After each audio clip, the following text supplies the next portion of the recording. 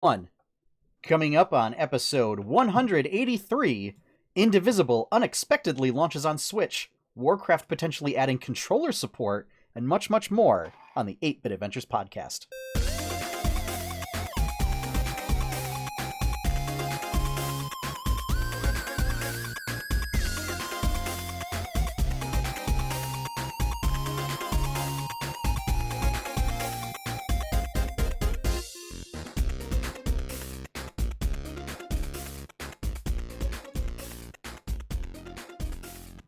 Hello, everyone, and welcome back to another episode of the 8-Bit Adventures podcast, bringing you the latest and greatest geeky news of the week. I am your host, Sean Hayes, and with me, singular co-host this week, Josh York. Yes, the singularity has occurred. Oh, no. Yes. I don't know what that means, but it's occurred. It has multiple meanings. One pertains to AI. The other one pertains to, gravitational physics. Oh, I know what it means. Yeah. I just don't know what it means in this context. It means, unfortunately, Courtney is not feeling well. She kind of pushed herself a little too hard doing errands today, and is just kind of recovering from that. And it was a little too much to be able to ask her to think and articulate opinions on things. So we gave her the night off. So hopefully she is resting and recuperating and able to recover. I wrote it off. I took it out of her sick time. It's covered. We're good. That would imply that we all actually get paid. I'm the co-host, the co-host manager. That's my. I just gave myself that title. Yes, we all have all sorts of meaningless titles that we all make up. Yes. Yep. I do it all the time on resumes and stuff, actually. It's the best place to do it. Yeah, that's what happens when it's a DBA, is you can make up whatever titles you want. But we do have a little bit of news this week. Just some really unusual, weird stuff. And we will actually get to do Questlog this week. So I know we kind of skipped it last week for time. I've got a lot. Yes, you do. So let's start from the bottom up in our news list. So Josh, you put in Streets of Rage 4. Yeah, so I became aware of this only a couple weeks ago, honestly. But classic beat 'em up title from like the days of the Genesis. Apparently there's a sequel coming out. It's kind of in the vein of like Double Dragon and Ninja Turtles and stuff like that, right? Yeah. River City Girls, like River City Ransom. Yeah, it's just side scroll, beat 'em up. But this is all hand drawn. It looks really, really good. It's nice. Yeah. I'm definitely interested in it. We'll see. I haven't looked to see what the price is because those games don't tend to be super long. And depends. It may be a wait for it to go on sale on Steam type deal. But we'll see. But just for those of you out there who are interested in beat 'em ups and kind of retro games that are also modern, I think it's a cool one. It is releasing basically across all platforms. Yeah. We'll say all major platforms. It is not coming to iOS and Android. Yeah. Yeah, let's see. I looked at it on Steam today. I just didn't even look at the price. Yeah, that's weird. I'm looking up on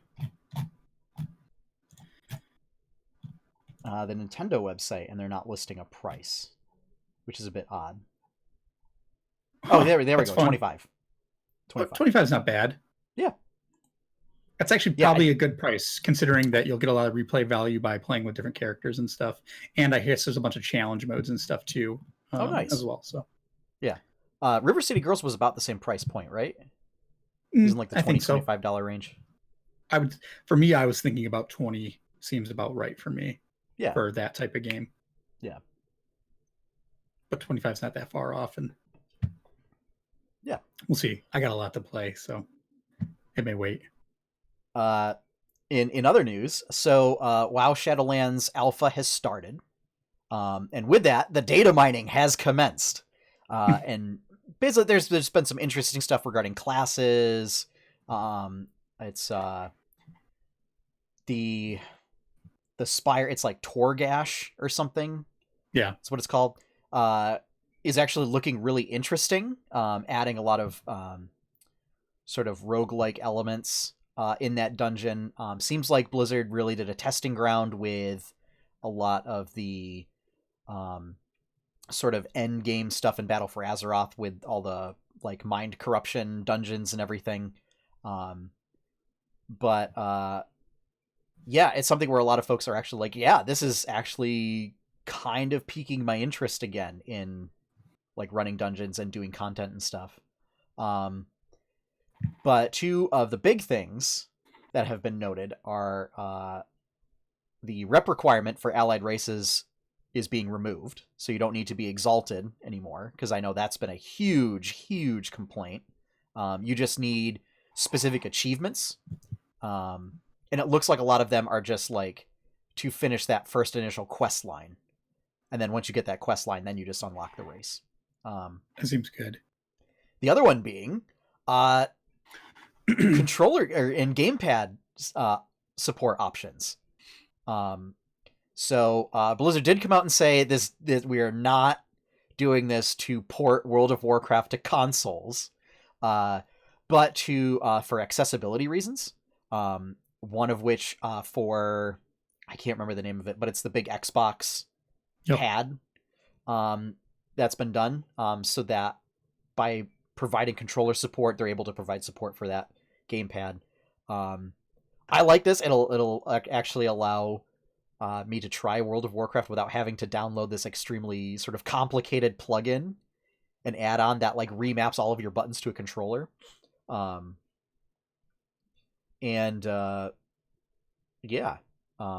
There's been a lot of pushback apparently from sort of super hardcore players that think F off. Yeah, That's exactly. All I have to say about that. It's like, listen, Warcraft is not that difficult. Like, unless you're playing at top tier, in which case, then if somebody wants to play in a controller at top tier, go for it. I would love to see. That's not what it's for. That's not what it's for. It's just so people who can't play the game can play the game. Yes. Not necessarily. Oh, that makes me so angry because it has literal no effect on those people at all. Really, that angers me. Yes, this is an added option. What they don't want to do is they don't want to be paired with somebody that plays with a controller, quote unquote. You don't have to. Again, like, I mean that's an entirely personal thing, and chances are you're not even going to know anyway. You know, so where maybe in PvP, maybe in random dungeons. But in which case, chances are you're going to get angry if they're playing with a keyboard anyway. So what does it matter?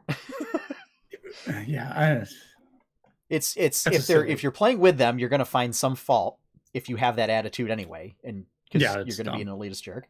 And then if you're playing against them, you're not going to care, because if there is a performance problem, I mean, you're going to win and you're going to get your points and go home anyway. So what's the big deal? Let me use a controller because I got that taste in Final Fantasy 14. So for me, I wouldn't use a controller just because there are some, like, I can turn way quicker with a mouse. So I can, like, there's just something, like, my movement is better on keyboard, mouse, whatever. But if it weren't for things like that, I'd use a controller. Like, if it didn't, if I felt like it wouldn't, like, lower my performance. And now I'm kind of on that path of saying, well, but that's my I don't care if other people do.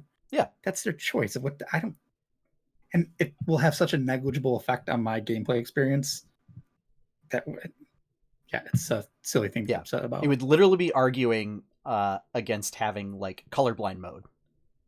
Yeah, it's dumb. So, yeah. I'm super excited because, again, I was looking to try and experiment with using a controller after playing Final Fantasy 14 and really enjoyed playing that with a controller. So, yeah, I'm super intrigued to see how that works. Bring it on. Bring it on. Yeah, hell yeah. And And then I'm hoping to see some other more information come out about this tower and this sort of roguelike element that will, I guess, eventually factor into the end game as well. I mean, Final Fantasy 14 does this. They have two things that are basically this. Yeah. It's just endless. Well, it's not endless. It does have an end, but I don't know if Targest or Torghast does. But it's just procedurally generated. Yep. Roguelite type. Yeah. Stuff. I know in Final Fantasy 14 it had its own separate leveling system from your like regular leveling system. So like to do these whatever endless tower things, it was its own progression thing. Yeah. That didn't affect. It was just like, here's a challenge. Which is fine. Not for me. Yeah. Whatevs. It doesn't pique my interest at all in Warcraft. I mean, and then we've known for a long time about the level squish, so that's coming. What are they doing? So basically, everybody to 60. Everybody's squishing back to 50. 50. And then levels 50 through 60 or 51 through 60 will be Shadowlands. Okay, that's what I meant by 60. Yeah, that'll be the new cap. Okay. Yep. There's the new level 1 to 10 leveling experience. Yes, Exile's Reach is what they call it. So I'm almost just like, there's too much ARPG coming into Warcraft. It's got Path of Exile and basically rifts mixed with roguelike elements. This I don't know, man. I think this has got to be good for Blizzard, or they're in trouble, I think. Maybe. Because I was reading something earlier about Overwatch players switching to Valorant. Ooh. That's interesting. Yeah. Yeah, and well, especially with when they announced Overwatch 2, and it didn't really, like, it was basically the single player campaign. And like there wasn't a whole lot of, it didn't look like there was a whole lot of gameplay differences. So yeah, and then there's still, so not only has there been fallout from the whole sort of Hearthstone political fiasco, but now the latest expansion released Demon Hunters, and basically Blizzard like almost intentionally released a broken, overpowered class to get people back into playing, but like the entire ladder was just Demon Hunter versus Demon Hunter, and a lot of people dropped out because it just wasn't fun. Yeah. And so a lot of folk, and then like they've been nerfing it gradually, but it's still, people are just like, yeah, it's they've just been playing like the auto chess version and moving to that instead of the card game. Riot is pouncing on them in those markets right now. They have their card game that's out. Yep. Valorant is huge right now on Twitch. So it's like, I don't know. Blizzard's really got to do something. Yeah. And yeah. And well, Diablo 4 on the horizon. And then the question is whether, depending on how things go in the fall, is like, does BlizzCon even happen? Which it's still up in the air. Like, they haven't announced anything yet. So, yeah. A lot of folks were thinking like this would kind of be the year to not have one. Like it would kind of make sense. Because what do they got to announce? Shadowlands will already be out, so it would be like a Hearthstone expansion. They don't even promote Heroes of the Storm really anymore. That game's essentially dead for all intents and purposes. I mean, it's live, but and it's still it like has a dedicated community and everything, but it was nowhere near what it once was. Right. Overwatch, there, you might have a hero to announce, maybe, or more in development stuff from Overwatch 2. Diablo would just be if there's any news about Diablo 4,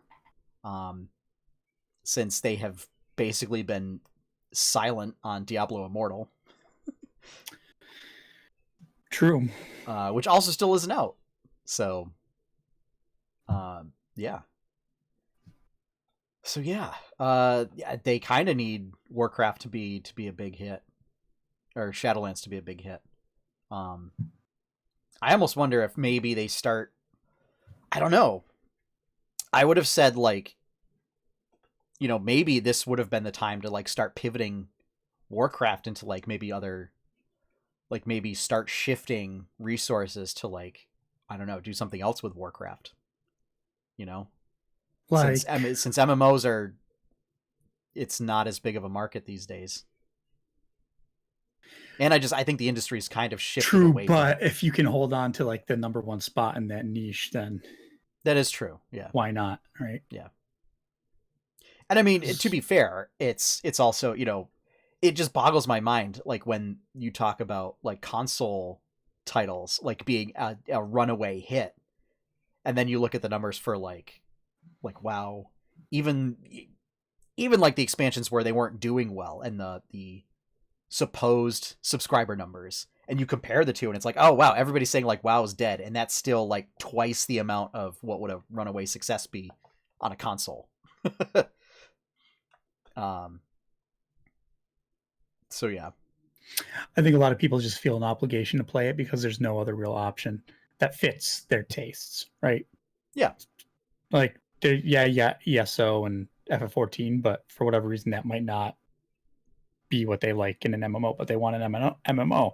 So, and if you've invested so much time into something already, it's very hard to, I was going to say something, but I got to watch my phrasing, to step away.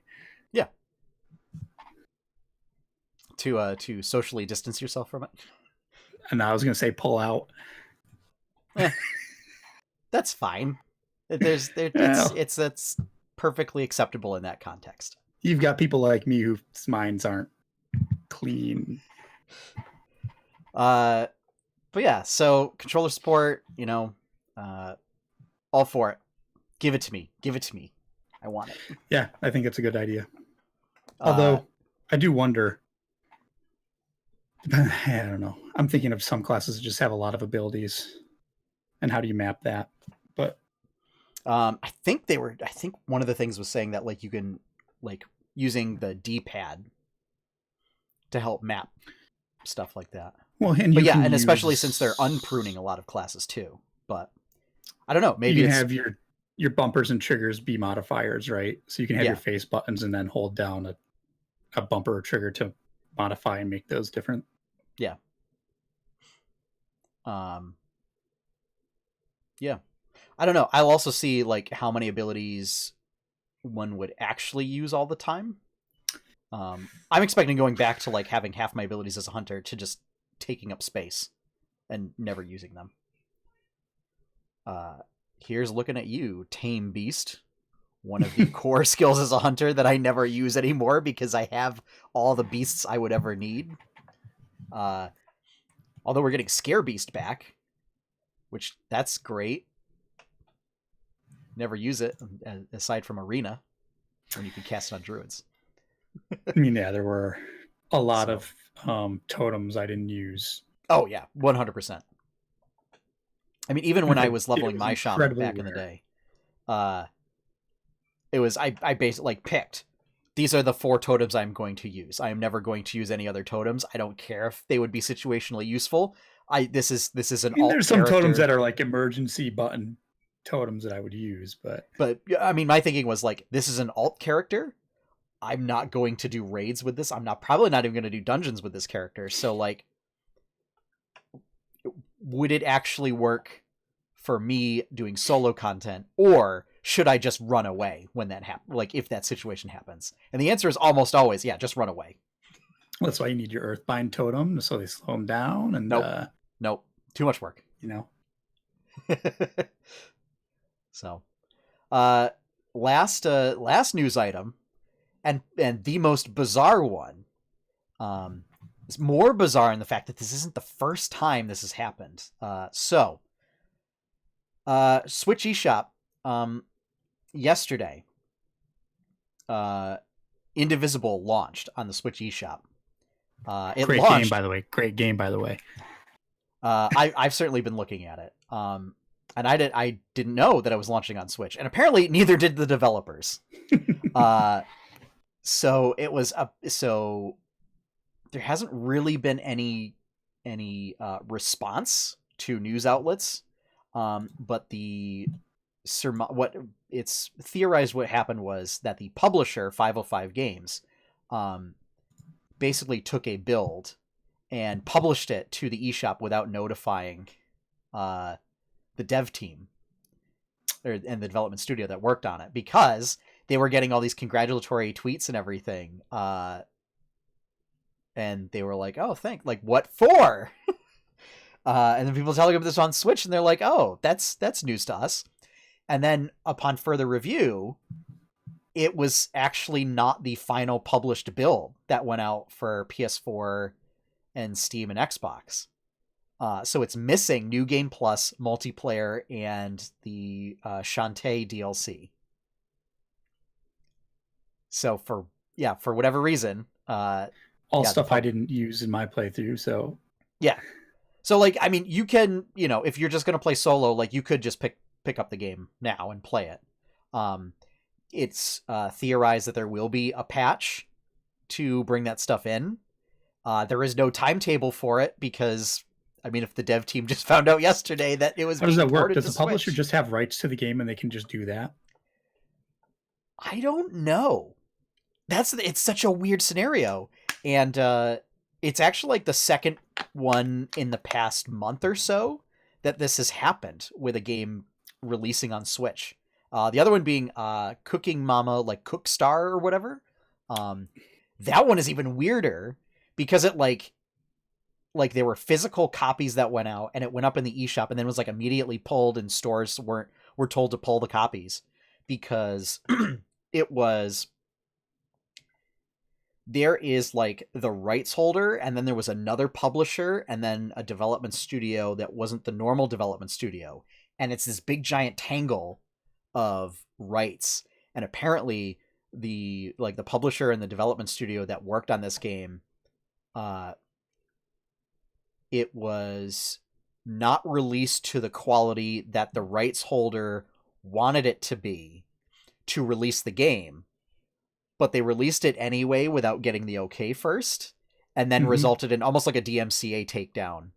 But like it went live and then it got pulled, and like people bought physical copies before the pull notice went out.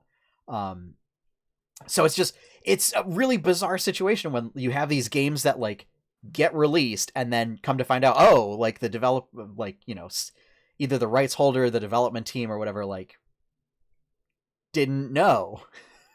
And now they have a situation where they have to deal with it. Because in this case with Indivisible, they said, this isn't the quality that we would have released it at. They did a great job porting it, whoever did it. But yeah, it's missing critical features that we would have included in this game, and we're not happy. So I think I'm going to wait, because I also want to make sure that the appropriate team actually gets the funding for it. I don't know how that works once a publisher. I have no idea. I feel like the publisher pays the devs an amount of money to have rights to it and make money off sales, but I don't know if that's how that works. Yeah, I'm not sure. And it might even be different with every contract. Yeah. So, could be. But yeah, it is on sale. It's 20% off. How much does that make it? I think it's like $20. It's a great game. Yeah, totally worth it. It's a really good game. So I played it back during the winter. It was really, really good. I like that game a lot. So to explain what it is, it's like an RPG platformer. Hand-drawn art, focusing on like fighting game almost. Yes, like you do combos with your party members. Yeah, is what. If you've ever played a game called Valkyrie Profile back on the original PS1, it has a combat system very much like that. You get 4 people in your party. Each person is one of the buttons, one of your face buttons is a character, and like you have a certain amount of points you can spend with each one, and basically it's just how many button hits you can do with that person. So say I'm going to use a PlayStation controller because that's what works in my head. Say they're the X button, you have 3 points. You can hit the X button 3 times with them, and they get 3 attacks. But you can also hold like direction buttons on your D-pad to do different variations of their attacks. And when you're quick, like you can knock them up in the air and hit like, then I'm going to hit triangle and have this other person who does good when people are juggled in the air and do their air combos. And then I'm going to have this other person who's the circle button. And that's really how you do the most damage, is getting those combos to chain together and knowing So like when it's good to knock them up, when it's good to knock them down. Almost like Marvel versus Capcom in that regard. I've never played it. Because you have a lot of like teammate switching in that game to like bring people in and like help with juggling combos and stuff like that. Yeah, so it's a lot of that type of which is really fun and was kept me very interested in the combat. And then that's half of the game. The other half is pretty simple platforming. Yeah, puzzle platforming, simple enough that I enjoyed it. So that should say a lot, because I don't generally like platformers. And then set in, it has like a inspiration from Southeast Asia.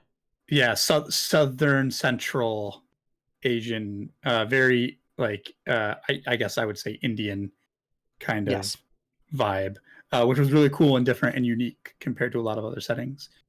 It was. All the characters are great. It's all hand drawn. If you're familiar with the game Skullgirls, same artists, and same studio, I think. I believe so. I think it's the same development studio. Yeah. Yeah. So it looks really good. Like all the animations are very fluid and nice. And it was a fun game. Not a terribly long game, but long enough to make it worth the purchase price for sure. So I would highly recommend that game. It was great. Yeah. I'd like to see that studio do more stuff. Yeah. Because I like the art a lot. And that was a good game. Gameplay wise, it was a good game too. So like, yeah, I want them to try their hand at some other stuff and see what they do. Yeah. It has a mostly positive rating on Steam, for those that like to look at sort of aggregate ratings on that. Mm-hmm. And then a lot of the negative reviews, I did look at those, are just people that basically didn't enjoy the control scheme. So if it's something where I guess if you can't get into the combo functionality, it wouldn't be a game for you. Yeah, I think if you can't pick up on, I could see there's a bit of a learning curve to that combat for sure. And especially if it doesn't click in your head or whatever, how to play, I could see it being frustrating for sure. So yeah. That's basically going to wrap up the news this week. I think there's one other piece of news. Did you hear about the Naughty Dog stuff with the Last of Us spoilers? Oh, I did. That's right. How could I forget to put that in there? So basic synopsis, we can keep this short. Yeah. Video game studio being crappy to their employees which is standard anyway, I feel like. But 100%. Yeah. Extra more so during this time where people are really struggling. And like people weren't getting paid, and an employee decided to just like reveal a bunch of spoilers from Last of Us 2, getting retaliation for not getting paid for the work they were doing. Yeah. I don't know the details of it, but that's the gist of the story I've got to, which makes me feel bad for playing a lot of Uncharted, which is a Naughty Dog game. I mean, well, so number one, you got it for free. True. Right? Yeah. And all four Uncharted games, all four Uncharted games for free. Yeah. So you got them for free, and then I mean, they've already existed, Yeah, so they've been out for years. It's whatever. So yeah. I kind of feel bad for people that like worked on that, like member of Critical Role, Ashley Johnson, for being kind of an integral part of that. Yeah. Because I can't imagine what it would be like to like want to like respect basically like a good work and how to treat your employees guidelines, and then like being integral to a project like this and then have that come out, yeah. But yeah, it has certainly kicked up a bit of a storm on social media. So, just number one, from employee treatment to, just the contents of the leaks that people are unhappy about. So, yeah. I was actually in a stream today where like some random person came in and just started spoiling it for no reason. which was a pretty crappy thing to do. Yeah, one, yeah, not great, and two, just weird. Yeah, also weird. But and I think it's also because like they announced, hasn't it been like postponed indefinitely or something? I thought they previously announced that. No, I think June or July. Oh, okay. Okay. I remember when everything first started shutting down, they put up a post or whatever that was just like, we don't know when it'll come out. And like that was it. They were just like, we don't know when it's going to come out. So yeah. But yeah, that is yeah. I did not realize that it was due to workplace issues, bad workplace issues, and that it was an employee, or at least theorized to be an employee. Yeah, I'm pretty sure. Yeah, I thought it was just hackers doing them hacking stuff. No. So, okay. Wow. All right. Well, that, yeah. So that definitely makes it a weird news week. But why don't we get into what's going on this week with 8-Bit Adventures? All right. So, this week is another 4-stream week, which means this week Tales of Jemmora returns. So be sure to tune in on that. Get some D&D action in.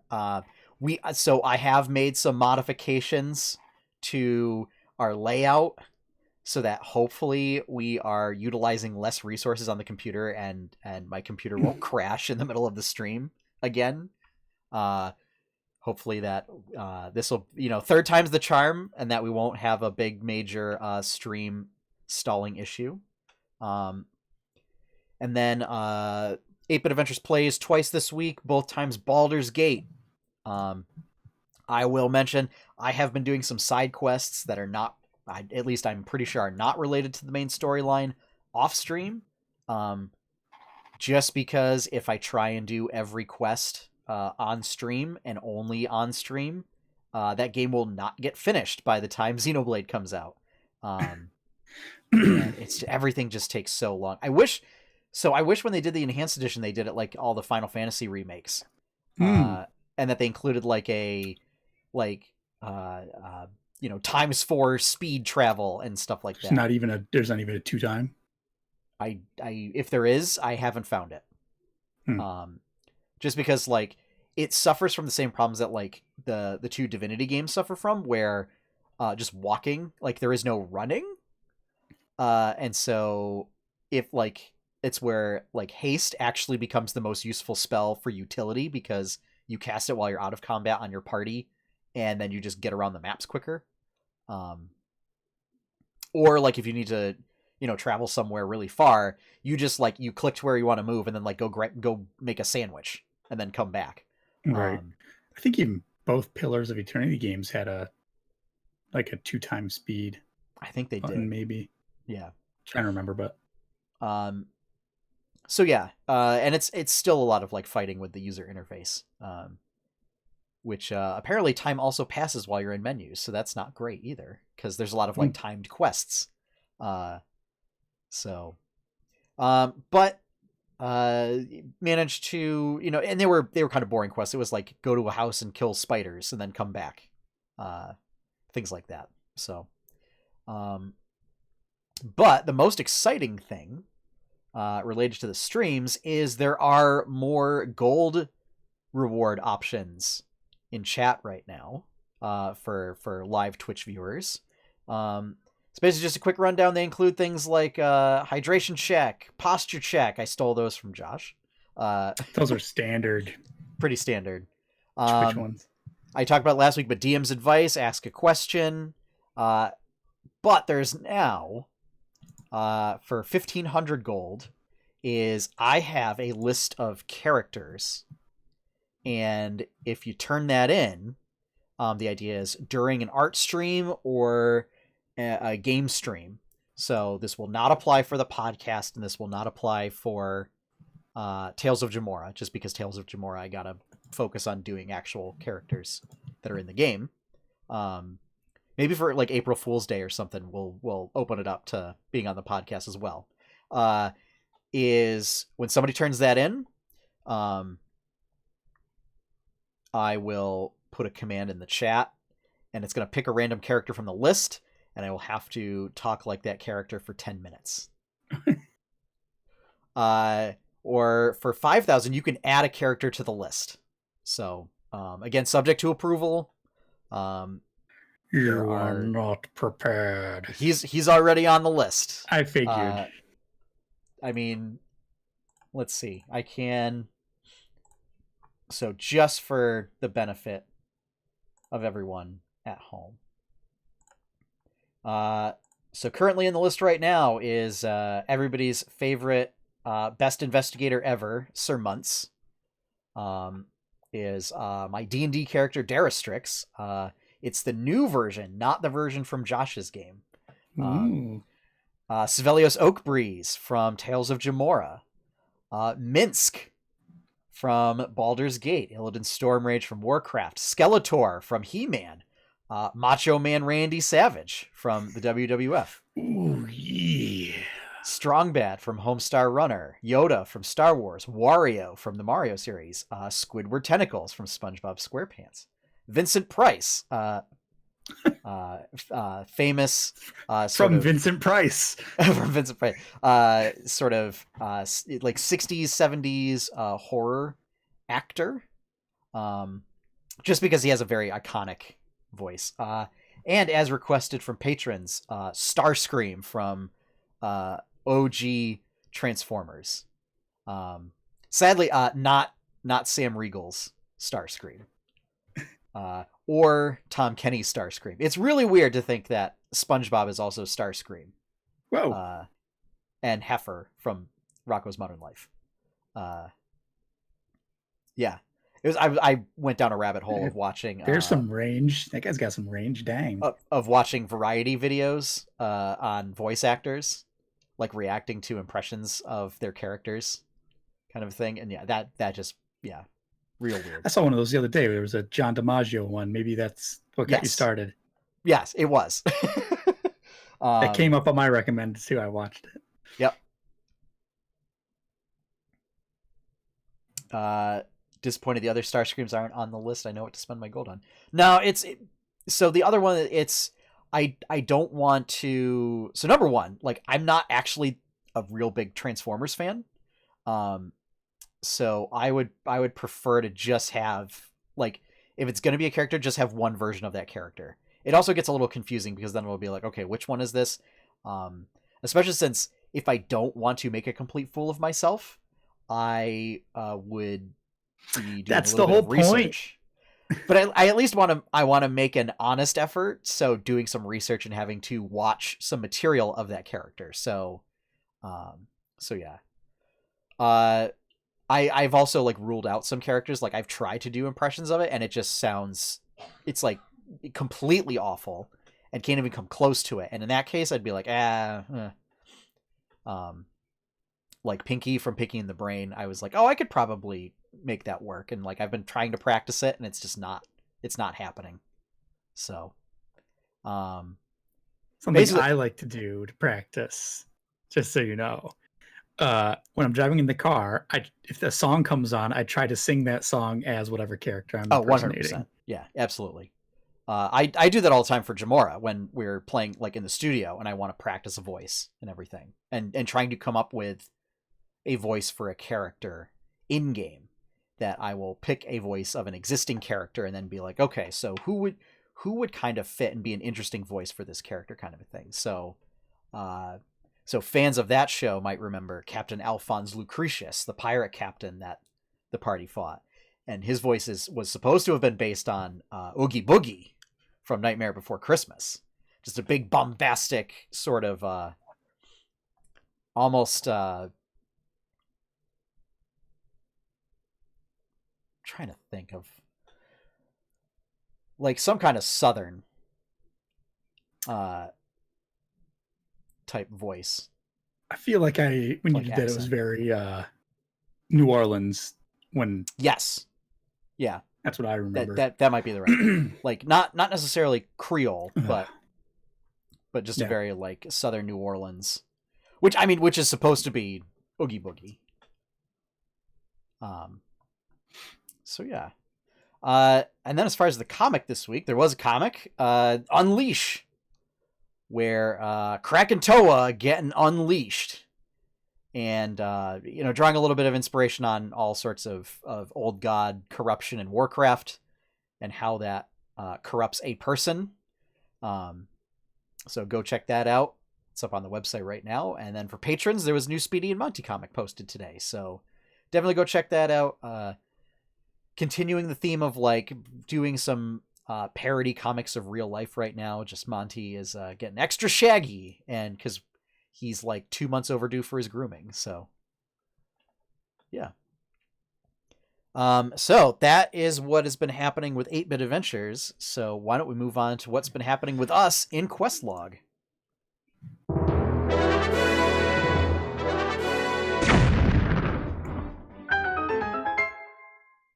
Questlog is where we delve into our journals and pick out all of our sort of dailies, our group quests, and all the stuff that we've just been working on over the past week. Mostly games. So, John, you have quite a bit on the list. I've got a list because it's been 2 weeks. It has been 2 weeks worth of stuff. Yeah. And I've been blowing through stuff. So after beating Final Fantasy VII Remake, just trying to fill the Tifa-shaped hole in my heart. Is it shaped like Tifa, or is it shaped like a punch? Like just a big fist? You decide. So, yeah. I knew Trials of Mana was coming out the next week after I beat Final Fantasy VII, so I didn't want to get too into anything. Yep. And I had seen that... the first 3 Uncharted games, which is a collection on the PS4, was free. Like Sony was just giving them away as like a stay at home and do this type thing. That and the other game they had was Journey, but I didn't get that because I never played the Uncharted and I always wanted to. So, and I wanted a bit of an RPG break because I've been doing a lot of RPGs. So yeah, Uncharted, if you're not familiar, it's Indiana Jones with a lot more shooting people, basically. Yep. You're a treasure hunter. It's like a crazy action movie. It's like you're basically just playing this insane adventure action movie that's kind of like an Indiana Jones Tomb Raider type deal. So yeah, you're like searching for treasure and you're shooting a lot of guys, and that's the game. And it's a lot of fun because the story is actually pretty good. It's got really good writing.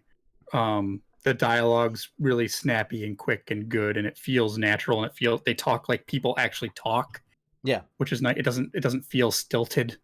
Yeah, or like forced. It's just like, oh, this sounds like how people have conversations with each other. So yeah, it's a lot of fun, and it's just like a dumb action movie you're in the middle of, and that's fine, and that's what I wanted. And the games are short too, so I beat the first one in like 6-7 hours, maybe. Short game. Short game. Maybe 8 hours maximum. I beat it over like a stream and a half. That's weird. Those strike me as like a big, like, 30 to 40 hour game. No, they're not RPGs. They're just action games. It's a cover shooter action game. It's like main campaign. If there's different difficulty, I played it on normal. Yeah. So you could, if you were the type of person who wants to go on hard difficulties and replay, sure, you could do that. And there's like hidden treasures and collectibles to find as well that unlock different outfits and stuff like that, and maybe weapons. I don't know, but I wasn't interested in that. I just wanted to play through the story and experience it. That's all I wanted. So the first one, like 6-7 hours. Second one might have taken me 10. Second one was significantly longer than the first, but some interesting twists I wasn't expecting. There were like these weird zombies in the first one. Spoilers on like a 10-year-old game. The first one you're playing and you're going after this treasure, and all of a sudden there's like these zombies in the jungle chasing you around, and turned into Resident Evil. Basically. But like Resident Evil, what was it, 5 or 6? That was know, like that with big action game one. Yeah, kind of. And these zombies weren't like walkers. Like they were fast and they were running on all fours and like jumping at you and stuff. And it was actually Oh kind of dear. stressful and giving me Yeah. anxiety. Because I was worried about running out of ammo because my aim is so bad in those games. I'm not a shooter player. Yeah. It's a third person shooter, by the way, not a first person. Yes. Third person cover shooter would be a good description. Yep. And then the second one, the supernatural twist was like there were these weird, I don't know, pseudo immortal, like weird guardian people of Shangri-La or wherever the heck you were going. You know, and each one there were definitely Nazis involved searching for the treasure before you. Like the first game, you find this Nazi U-boat just in the middle of the jungle. And you're like, Yeah. huh? And the second game, there's this German guy who they never say it, but I'm guaranteed he was a Nazi hiding in the mountains of Tibet trying to find this treasure. But anyway, treasure was always cursed and there were always Nazis. What time period does Uncharted take place in? Current. Yeah, it just like Modern. Yeah. Like it just seems odd to pick Nazis, right, as the Well, they weren't like the bad guys. They were just like implied that they were there at some point. Oh, okay. So like, all right, yeah, that it takes place in modern times. So like, these games came out in like late 2000s, the first ones, maybe 2010-ish, because they were PS3 games. But yeah, like the first one, you're going through the jungle and you're at the river, and there's like this U-boat just like beached on the side of the river. You're like, oh, that's weird. And you're just like, oh, the Nazis were here looking for it 60 years ago before us or whatever. Okay. So that's kind of like the idea. Not that they're currently looking for it.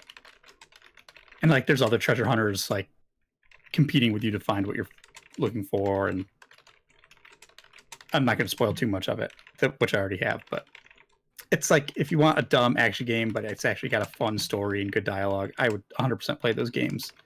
They're not incredibly difficult. There's some tough parts, I think, like some parts I got stuck on, which was more like the shooting stuff. It wasn't, none of the puzzles were crazy difficult. And like a lot of the game is just like climbing things. Yeah. There's a lot of climbing and hanging on ledges and there's nothing difficult about that. And there's like a few puzzles that aren't terribly difficult to figure out. Again, a dummy like me figured it out. You could do it.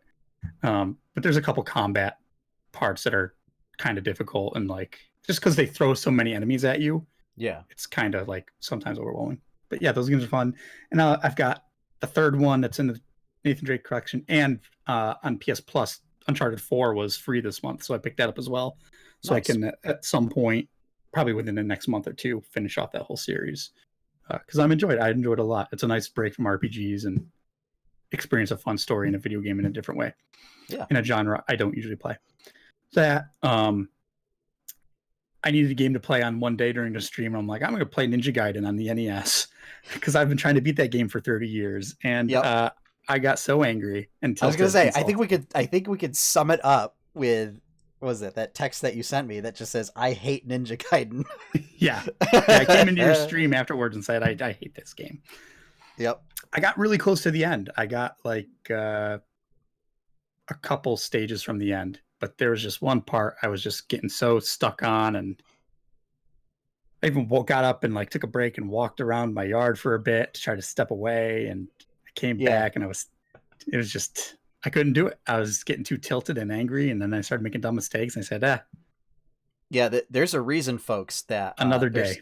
There's not a lot of like RPG or RPG-like games from the NES that make a lot of like top 10 lists of top 10 greatest games.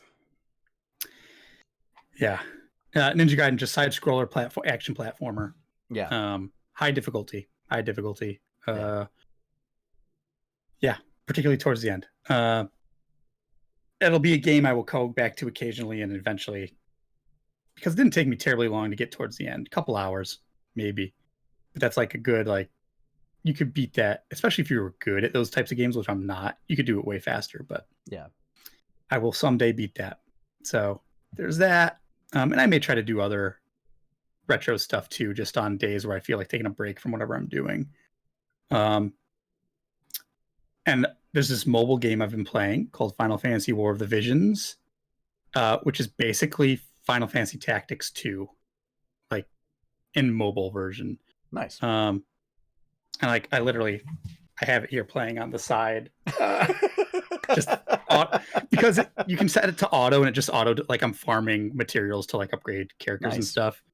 So I just kind of have it going off the side. But gotcha game, basically, but it's tactics. And there's a lot to it. It's interesting. If I can interject one moment, I realize your comment about retro gaming. I have made a scheduling error that I'll have to update on the schedule. This Saturday is the first Saturday of the month, of the upcoming month. So it'll be Super Saturday instead of Baldur's Gate. So that means I'll have to pick a Super Nintendo game to play. Haven't quite decided. So stay tuned. It'll be some kind of mystery game. Maybe. So the it'll either be the Super NES Classic, or it'll be a Super NES Online, depending on what game I want to pick, because there are some differences in between the two. But yeah. So I just realized that looking at the calendar. So yeah, that's quick PSA. But so yeah, please continue. So yeah, like I'm gonna pick this game up like a week ago. It came out maybe like 2 or 3 weeks ago, but I basically just got it, and it sits on I play it on my Chromebook, and I keep it like off to the side here when I'm doing other stuff, because like I said, I can just kind of set it to auto if I need to farm stuff and not pay too much attention to it a lot of the time. And it's like a distracting kind of time waster game, but it's Final Fantasy and it's tactics, so it's enough to keep my interest for a little bit. We'll see how long that is. I haven't had to spend any money on it. Nice. I may actually pick that one up if it's available for iOS. And like I've never run out of whatever you need to like keep doing battles. Like, those games, like you need to keep playing the game, you need this much energy or whatever. Like I've never run out of that up to this point. And like playing a lot every day, like having it sitting here on the side. So yeah. Does it still have the job it's got system microtransactions and stuff. So yeah, there's all these different characters, and each character has 3 jobs associated with them. And there's so many systems and subsystems and like ways to level them up. It's honestly, sometimes it's too much. Like you level them up normally, you give them gear, you level up their gear, you attach these cards to them that like do different things and give them different stats bonus. You level up those cards, you equip them with a summon, you level up those summons, and like it gives them stat bumps and stuff like this. They have their 3 classes, you level up each of those classes individually. So there's so much like going on. And it's meant to like just make you spend time. And what they want you to do is spend money to get those things you need. But I'm not like serious about it. It's a mobile game. I don't care. So I just kind of do it passively. But it's interesting because like you may have a character who's a knight, samurai, monk, or maybe they're a knight, archer, white mage, like, or maybe they're a dragoon, time mage, astrologer, or whatever. So it has all those classes, but just each character has a different combination of each, and they get different abilities associated with their 3 classes. So it's interesting. And there's like different rarities of characters, just like every gacha game. Gacha's like normal, there's rare, there's super rare, ultra rare. That's what kind of turned me off of Fire Emblem Heroes, is I was like, I mean, what's the likelihood that when I get back into this game after 3 houses that I am going to get clawed? Or nice thing about this is like whoever they have in there, 99% of the characters aren't like characters from other Final Fantasy. It's their own characters, their own. Oh, that's cool. And it's got its own story. So it's like it's got its own story mode. That's, again, it's like a sequel to Tactics, kind of. And it's not Tactics Advanced. It's like its own deal. So it's got a story mode, and actually today like a new chapter just came out in the story mode, and like they'll keep releasing stuff as time goes on, and chapters building onto it. So there was an event, and it's still going on, where actual Final Fantasy Tactics characters are available to like pull in your packs. So Ramza, Orlandu, and Gafgarian are the three from Tactics. So I got, like, you get Gafgarian for free basically, and I got Orlando in a pack. I haven't gotten Ramsey yet, but I don't care about Rams. I got Orlando, Thunder God Sid. That was the important one. So yeah, it's a fun little, like, I'm not into mobile games, but this is enough to kind of distract me and keep my attention as a side thing. And then last Friday, Trials of Mana came out, the remake of it. Mine came in the mail on Sunday, and I've been playing that. And it's a 3D adventure RPG remake of an old Super Nintendo game that did not come out in America. It only came out in Japan. Came out last year in the Mana Collection on the Switch, and maybe also PS4. I can't remember. But this is a whole remake 3D version of it. It looks good. I'm having a lot of fun with it. Very simple, pretty simple story, pretty simple premise, which is expected from a game that comes from the SNES area from me. I just came off Final Fantasy VII. I've had my emotional roller coaster and like weird theorizing about what's going on with that, and the YouTube video like theory rabbit hole and thinking about it so much. This is like very straightforward. There's evil and we got to go do the thing, and like it's the combat is action. It's not as like crazy as a game I played a little while ago called Ease 8, which was very fast paced, hectic, but very smooth combat and a lot of fun. This is a bit slower than that, but it's still fun. I'm having a lot of fun playing this game. It's a cute game, about as cutesy as I can stand, so that works for me. I mean, the healing items are candy and chocolate. Exactly. This also has a class system in it. I haven't gotten too deep into it, but interesting. I don't think it's very complicated. I think you start with 2 choices when you hit a certain level, and then depending on that, your tree branches off to whatever. Okay. So a bit of customization, nothing crazy.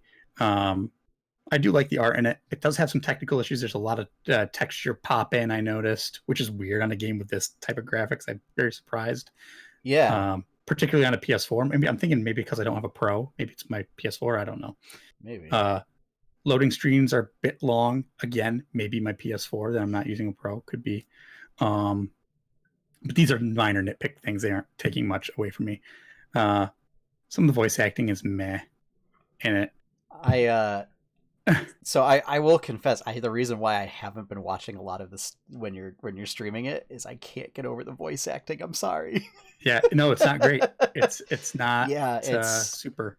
Yeah, and and that was something that I knew when they showcased it at E3 last year, and I was just like, I can't get over this. It's not what I'm playing it for, so I don't care. And it's something for me to make fun of as I play anyway, so it's fine. It's just like, oh, this is dumb. So that somewhat adds to the charm. I put this in the title of my stream. It's a very retro feeling modern game, which is a nice change of pace for me again from what I've been playing a lot of. So yeah, I'm almost thinking of starting a second playthrough because there's 6 characters you can pick in the beginning, and you pick your party of 3. I'm thinking of starting a second playthrough with the other 3 I didn't pick just to see how different. I don't think the story will be that different. You'll obviously get different beats from that, whatever your main character's point of view is, and it kind of follow their story mostly, but the beats will more or less follow the same kind of general path. Okay. I just want to see if the gameplay is different because I didn't pick either of the mage characters in my party, and I want to see kind of how different that is. One of the mage characters like talks like a baby, and I can't stand it. It's so is one of the little blonde one. Yep. I can't. But I'm just widow. I can't stand like W's in place of L's, and I can't. You like run into them in my playthrough. You run into that character, even though I don't have them, because they're obviously in the game still. I just can't stand when they talk, and it's so annoying. I'm like, oh, I'm glad I didn't pick them on my team. And that's actually the only thing stopping me from starting a second playthrough with the other 3 characters, because I don't want to deal with their dumb voice all game. I can't stand that baby talk. It's too much. Yep. I don't blame you, as I booted people out of my party for the same reasons in Baldur's Gate. Yeah. Which later I found out that those guys are actually members of the Zentarum, and I was like, oh, get out. Yeah. So they would have gotten killed by other party members anyway, apparently. So whatever. Yeah. So, but even though there's some stuff I don't like about it, I'm still enjoying the game a lot overall. It's just Okay. a kind of game I can turn my brain off to and just like Yeah. go around and wantonly murder the adorable creatures in the forest. That was the other thing. I was like, when you were in that castle and it was like they basically look like corgis. I was like, oh, this game has you punch corgis 0 out of 10. They're like little foxes. They're meant to be like little, like weird fox wolves. Yeah, and there's like these little like rabbit blob things that are just like popping around and smiling, and you just come up and slice the crap out of them. It's like, and your character goes, ha ha! It's like this is great. It makes me think of if you remember for Heroes of the Storm, it was the Stitches reveal video, right? When they show Stitches and he's like wandering through like the gumdrop land or whatever, but he's like destroying everything, and it's like that's what that game feels like. Yeah, it's fun. It's a fun kind of retro feeling modern game. So like I said, change pace, just something to kind of I can turn my brain off and just play and have fun and enjoy for what it is. I'm easy like that. Like I can just shut my brain off and enjoy a game for what it is and not, even though I have critiques and nitpicks, just be like, whatever. I'll focus on the parts I do like. So that's what I've been up to. Nice. I have been, so first off, continuing Animal Crossing. You know, that's I've gotten a routine now where it's like before work, hop in, check turnip prices, and then during my lunch break, you know, hop in, check turnip prices, do that twice a day. Then after work, you know, hop in, basically buy, sell stuff, check out what's in the shop, go around, pick up any litter around town, do a little bit of terraforming. I have unlocked the art gallery. I did my first visit with Red, the art dealer, and I was mistakenly under the assumption that he would always have one piece of art that was legitimate for sale. That is not true. Is that he may have no pieces of art that are legitimate. And he only has 4 pieces of art, and I thought, okay, this painting's fake. This painting's fake. This painting's fake. Okay, well, this statue, quote unquote, is basically a rock with text on it. So it's probably legit. I'll buy it. Yeah, no, totally fake. You also cannot sell fake art back to Timmy and Tommy. So your only option is to either give it to your friends or to display it outside of the museum, which means that it takes up space somewhere. It's clutter. Or you can do what I did, and there are like trash bin furniture items that when you use it, you can take an item and you can just throw it away and it's gone forever. And that's what I did. So word of advice to those who are buying artwork from Red, there may not be any legitimate options. So look very carefully. Talk to your art history friends. They can tell you what is real and what is not. There are also apparently some paintings where there is not a fake version of. So there's websites where they have them. I think I have a list from Polygon maybe that has, let's see. It is, yeah, from Polygon. It's basically a guide on like how to tell what is fake art and what's real art in the game. And a particular painting, if it has fake versions, may have multiple fake versions. So that's something to watch out for. Some pieces of art that are in the game include the Mona Lisa, the what is it? Anatomy of Man is Da Vinci's like famous, you know, sketch of or proportions of man. There's oh geez, it was I think it's called like Made with Milk or something, where it's just a woman like pouring milk out of a jug. The Thinker is one of the sculptures that's available. I think Starry Night is in the game, and that might actually be one of the ones that doesn't have a fake version, because it's new. Um, there's I can't remember the name of it, but it's a very famous sort of historical painting from Japan where it's like the big tidal wave. Like you see it a lot in like pop culture everywhere. That's in the game. There's one where it's another Japanese work. Let me look up the name of it. But it's basically I think it's a painting of a nobleman. But it's of a specific nobleman. But it's basically the one again kind of shows up in pop art all the time of like the guy with the angry eyebrows, and he's like going like this. So like fake versions might be that like instead of angry eyebrows, he's got like sad eyebrows, or he's shocked or something. That was actually one of the paintings that that showed up for me, was that one, and I was like, oh, he's not or what they would call resolute, and therefore this is fake. The other complication is that you can only buy one piece of artwork from Red while he's visiting. And once you do that, he kind of says like, okay, great. All right, here's your receipt. No refunds. Bye. And then just like takes off. You can, however, buy as much furniture as you want. He also sells furniture. He doesn't have a big selection of furniture. So there's that. I have also been working on just sprucing up town. Made a little farmer's market area. Put in some hedges. Added a lighthouse, some wind turbines, solar panels. Adding in some stairs to get to Red's mysterious beach that he docks at. He apparently doesn't dock at the pier, and I was like, that would be the perfect place. But no, he docks at like this basically sketchy island beach that's like removed from everything else. Seems to be the best place to deal art. Oh yeah. Well, it's, especially if you're going to deal in knockoffs. Yeah.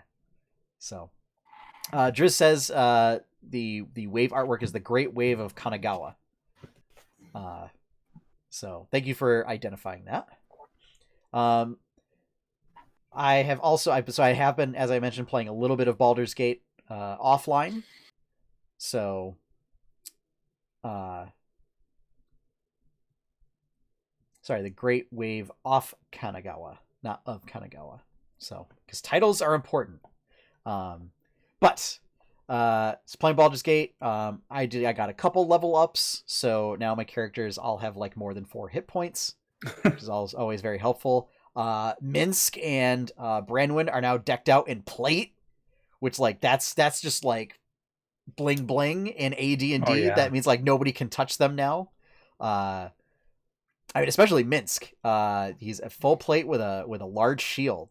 Means his armor class is like negative right now, which is super good.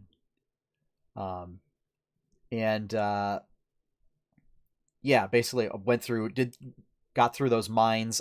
Turns out, spoilers, the demons are actually kobolds, and the curse that was making the iron corrupted or whatever was just like some alchemical substance that would like cause the iron to rot, which is to say they could just be pouring water on it and oxidizing the iron. It's just oxidation. It's just rust. Yes. And it's like mysterious liquid. Okay, so it's water. All right, it's you just pouring water on it and making it oxidize before being smelted. That was a fight. I had to do it a couple of times, just because that guy will like summon the entire contents of the mine. Yeah, it's one of those that, and inside like a 10-foot by 10-foot room, and all of a sudden like 20 people show up, and it's all like kobolds and skeletons. It's weird. Sounds like a good time for a fireball. It would be. But Fireball can only be cast by 5th level casters, and I have like 2nd level casters. Also, it means that like my entire party would die. Yeah. That's just the price you pay. Indeed. But yeah, I mean, it's fun. It still takes a long time to do anything, so I've been trying to remove a lot of the extraneous stuff off stream. And so just focusing on like, maybe the next time I stream it, I'll just do like, okay, so we're gonna work on this quest, and then really kind of like try and hyper focus on stuff. And then in addition to that, I have gotten back into Path of Exile. So picking so just standard league. Nani? I'm not doing the weird nightmare league that they're doing right now. Although apparently the rewards are pretty good for it. So I guess if you get through all 10 acts in the nightmare league, you get like these special gems. So for those that aren't aware, Path of Exile has a skill forest where it's this giant map, and there's nodes everywhere. And when you level up, you can place a point in one of the nodes, and like from where you start, you have to like connect them. There are apparently now open slots on the map where you can place a jewel. And it's basically like socketing a jewel in something like in Warcraft. This or is in Diablo literally or Final whatever. Fantasy X. This is literally Final Fantasy X sphere grid. Yeah. But they decided to one-up themselves. So some of the rewards for this season include what are known as cluster gems. And what a cluster gem does is cluster gems will take a look at what you have as far as nodes activated around it and give you different benefits based on that, and might also activate their own sockets that you can then socket other gems into. Apparently. So you can like create a miniature skill tree inside of the skill tree with these gems. Heard you like skill trees. Yeah. I'm not doing that because that's a lot of work. I still have not gotten through all 10 acts in Standard League. So the thought of doing it with a temporary character is just like mind-boggling to me right now in a temporary league. But I've been playing through. I have a ranger character. Shocking, I know. Playing an archer build. Shocking, I know. But this is a build in which for you. Yeah, it's called Tornado Shot, which it's basically built for map clearing, which I like. It's not so great on single target, which makes me a little bit sad, but I make do. But the idea is you shoot your bow and it shoots out a bunch of tornadoes that when they hit things release their own arrows. And so then you can combine this with like other auras and stuff. So it's like that when you hit enemies, like they get chilled and then frozen, and then another one where like they get shocked, which increases the damage they take. And then each of those has a chance to like just cause them to explode, and when they explode, they chain their effects to other enemies. So it's just a lot of like, when I get a critical hit, like the entire screen just explodes. And that's, always very fun. It's very fast paced. And I get a cool little ice elemental that follows me around and boosts my hit rating. So that's always fun. Sadly, it's based on evasion. So the way defenses work in Path of Exile is you have energy shield, you have armor, and you have evasion. So energy shield, for those that are familiar with D&D, is basically temporary hit points. And you can have energy shield like regeneration, or, like you can stack it. And the idea is it's just you lose that first, and then when that's gone, you start losing your regular hit points. And then if you don't take damage for a while, your energy shield just regenerates fully. Armor is like straight up damage reduction, and evasion is just dodge chance. So like most ARPGs, you can physically dodge things by having your character just like move out of the range of abilities and whatnot. But if you would be stuck in the path of something, you still have like a chance to evade it and have it like miss your character. The problem is with that, so you take no damage if that happens, except the game cheats a little bit, and like every time you keep avoiding hits, it kind of like decreases your evasion rating, so that like eventually you will get hit by something, and then once you get hit, it like resets back up to the top. So the problem is once you get hit, you are often one shot. So it's like trying to play a lot of stuff and not get hit, because if you get hit, you might just die. And this is a game where death means you lose experience, which is one of my least favorite things about the game. But thankfully, it's easy enough to grind back up that it's not too much of a problem. And it also becomes a strategy of like, make sure that you level up before you go to a boss. So that way, if you die repeatedly, you won't actually lose all, because you can't like de-level. So you won't lose any experience fighting a boss if you just die a bunch of times, but you had just leveled up. So as far as story-wise, I mean, it is, Josh, it'd be right up your alley. It's kind of on the weirdness level of like Xenogears. Sweet. So basically, it's been out for a while, so I'm gonna spoil it. But yeah, go for it. You start off as an exile, which is hence the name of the game. That you've been exiled to the island of Rayclast, which is basically Australia. It's where they send all the prisoners. And everything's dangerous there. Everything's trying to kill you. You basically go try and like rescue some people and do like low level missions, and you meet up with this person named Piety, who is researching thaumaturgy, which is this sort of secret magic that controls creation. And Piety is basically wanting no one to get involved with her work. And it's being done in secret, because thaumaturgy is outlawed by the Empire, which are the people that basically sent you to the island. Mm-hmm. You basically fight through all these acts, and the people that Piety is working for and everything are trying to revive this entity known as the Beast, who has the power to reshape creation if someone with enough thaumaturgic power can reawaken it. And so in order to stop them, you kill that guy and you kill the Beast. You find out that when the Beast is slain, you awaken two entities known as Innocence and Sin, who are like sort of proto-deities. And Sin says, well, you have now royally screwed up because the Beast was the only thing holding all of the elder gods in check. Perfect. So you basically go back to the Empire, and you're like fighting through and trying to knock off like Innocence and Sin kind of a thing. And when you do that,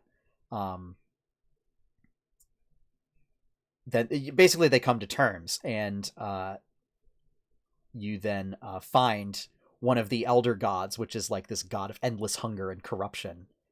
You lose that fight, and then you get sent back to Rayclast along with like Sin and the other people. And Sin basically has you going around killing the other like elder gods. Okay. So I've spent the whole game just like going after other like elder gods and absorbing their power to then go fight this god of corruption, to save humanity from the clutches of deities everywhere. Okay. I'm in. And I'm just like, this is like, all you need to do is add in like mechs, and then it would just be Xenogears, pretty much.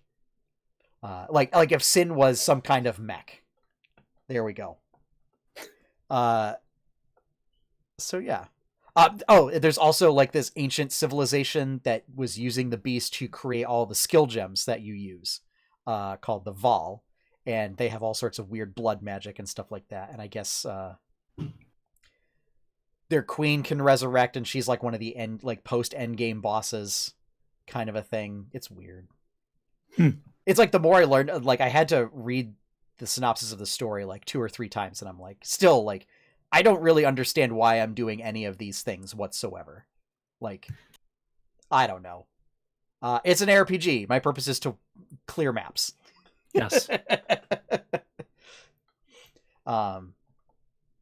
So yeah, weird story. Gameplay's, you know, it's very Diablo 2.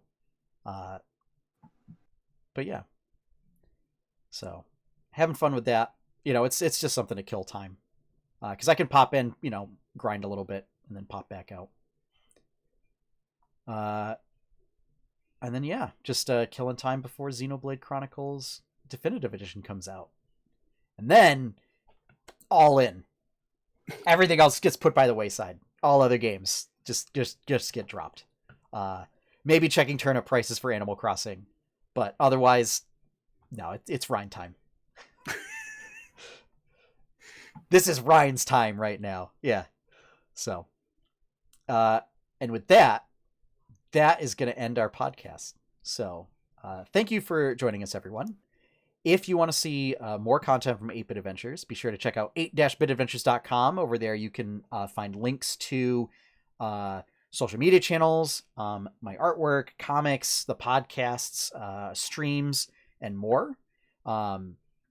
If you want to see Josh's content, be sure to check out twitch.tv/damnanimal. If you would like to help support 8-Bit Adventures, you can do so by becoming a patron at patreon.com/8bitadventures. Or you can subscribe to this channel here on Twitch. If you have an Amazon Prime subscription, remember that you get 1 free Twitch Prime subscription each month. That must be manually renewed. If you would just think of us when you're making that decision, please do so. Also, Josh now has affiliate as well on Twitch, so you can support him as well, and get a cool emote made by yours truly. And finally, our opening theme is One Up by Professor Shy Guy. You can find his work over at professorshyguy.bandcamp.com. And with that, we're done. So as always, have fun, everyone. Happy gaming, and enjoy your pie cake. Good night, folks.